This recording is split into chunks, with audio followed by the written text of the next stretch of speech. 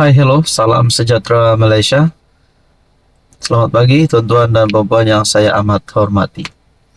Kita telah terima berita di mana lantikan pengerusi Pakatan Harapan yang baru.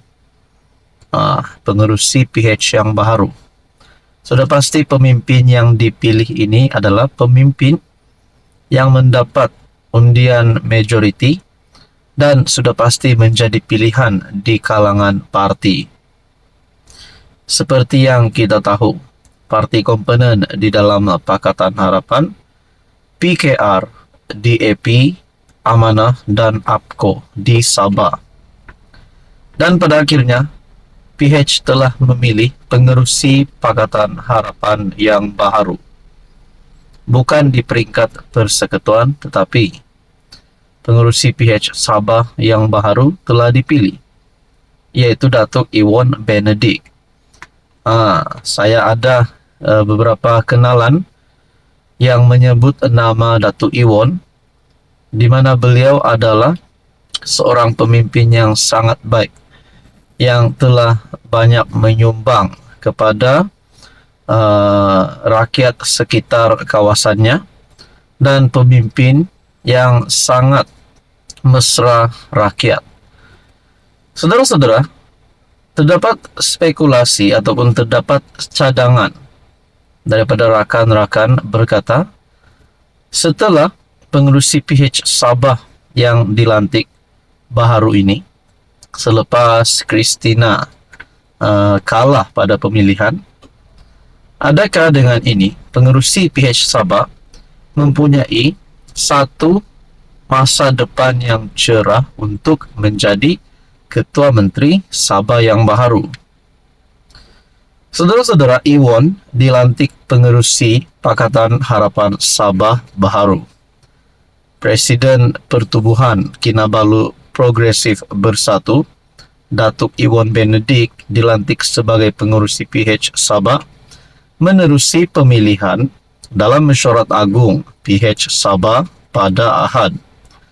Pemilihan tersebut dibuat secara undian bersama pimpinan parti komponen dalam PH, dan Iwan telah menewaskan penyandangnya sebelum ini, Datuk Christina Liu.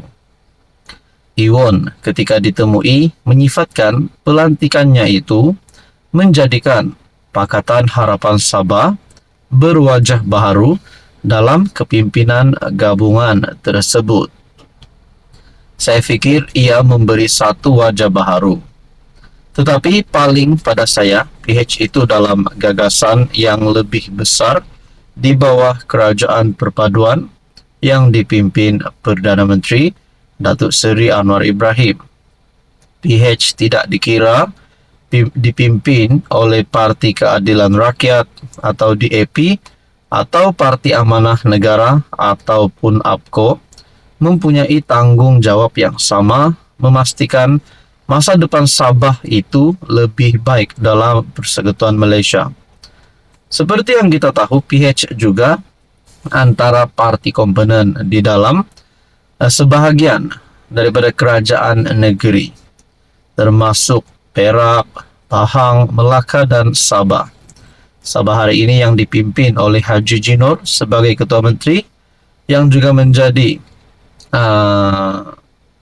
pemimpin tertinggi GRS, Gabungan Rakyat Sabah, di mana PH juga adalah sebahagian daripada kerajaan negeri Sabah. Terdapat cadangan dan pandangan, mungkin pada sekiranya Ketua Menteri Sabah Haji Jinor letak jawatan, ataupun mungkin sudah sampai masanya beliau dipecat atau digulingkan, ataupun lebih sopan sikit, dipecat ataupun tamat, rakyat tidak lagi memilih Haji Jinor.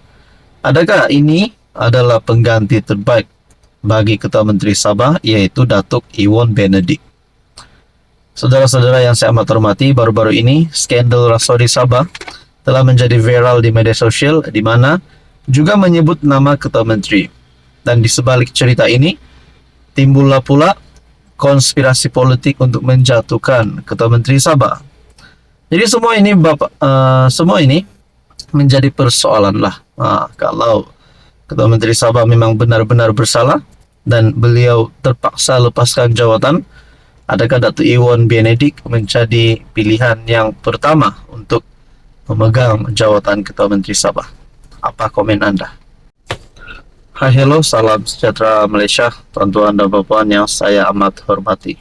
Akhirnya, Presiden UMNO membuat satu pengakuan yang pasti menggemparkan seluruh kepimpinan politik, terutamanya kepada pemimpin-pemimpin besar politik daripada parti UMNO sebelum ini yang dipecat dan yang digantung.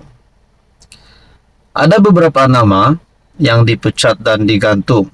Namun, bagi saya, pada pandangan saya, hanya ada dua nama yang top, yang menjadi sebutan dan cerita ramai orang.